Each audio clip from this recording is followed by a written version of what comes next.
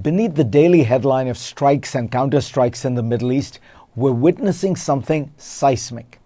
War is being utterly transformed. In the first week of Tehran's retaliation campaign, drones accounted for about 71% of recorded strikes on Gulf states, according to a CSIS analysis. The UAE alone reportedly faced 1,422 detected drones and 246 missiles in just 8 days. We could already glimpse many of these trends in Ukraine, but in Iran, the future of war has definitively come into view. Michael Horowitz of the Council on Foreign Relations says, "We are now in the era of precise mass in war."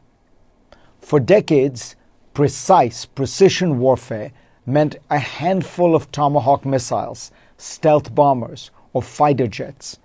Now it can mean a one-way drone built from commercial parts and launched in swarms. What used to require a great industrial nation's capacity can increasingly be assembled, adapted, and scaled by much smaller states. The economics of war are being turned upside down. A Shaheed-type drone often costs around $35,000. A Patriot interceptor costs about $4 million, which would buy over 100 drones. This is the new arithmetic of conflict. The attacker spends thousands, the defender spends millions. But the revolution is bigger than drones. It's really about a new military architecture. Cheap autonomous systems, AI-assisted targeting, commercial satellite imagery, resilient communications, integrated sensors, and cyber tools all operating together. The aim is not merely to strike. It is to compress time, to find, decide, and hit faster than the enemy can move, hide, or recover.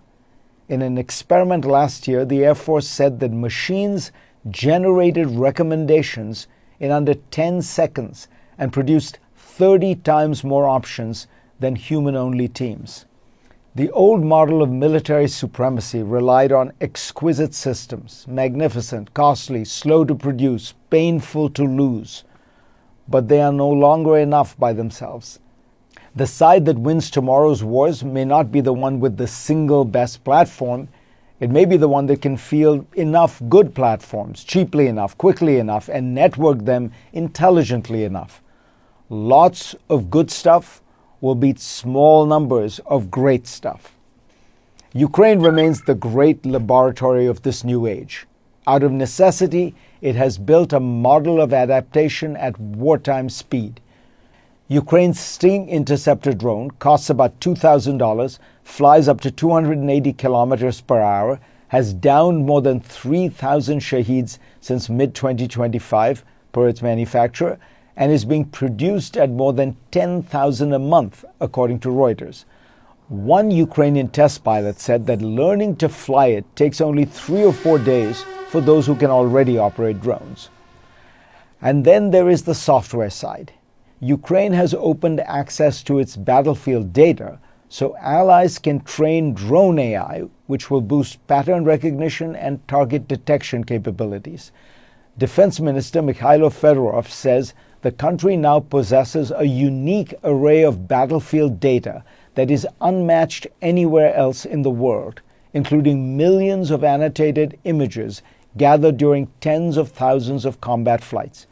In other words, the war's most valuable output may not just be hardware, it may be data. This is why the implications stretch far beyond Ukraine and the Gulf. Ukraine's top commander says Moscow is now producing 404 Shaheed-type drones every day and aims eventually for 1,000 drones a day.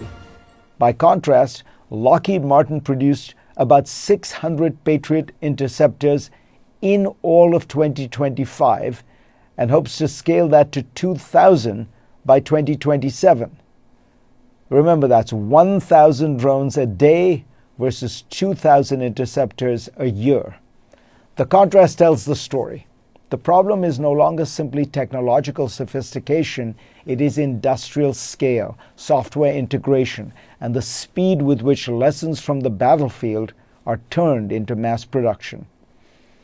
There are many deeper implications of this revolution in military affairs. With drones out there, the battle is everywhere, and soldiers will not get a respite. With human beings far from the battlefront, war might become easier to contemplate, but also easier to deadlock. And with these deadly weapons easy to produce, terror groups, drug cartels, and criminal gangs can wage the kind of war that was once the domain of organized armies with arsenals. In 1991, the Gulf War taught the world that advanced technology could make war precise. In 2026, Iran is teaching the world something more consequential. Precision will now be mass-produced. The countries that prevail will not simply be those with the finest platforms. There will be those that can combine small numbers of exquisite, expensive weaponry with vast numbers of cheap drones. Human judgment will, over time, give way to computer algorithms.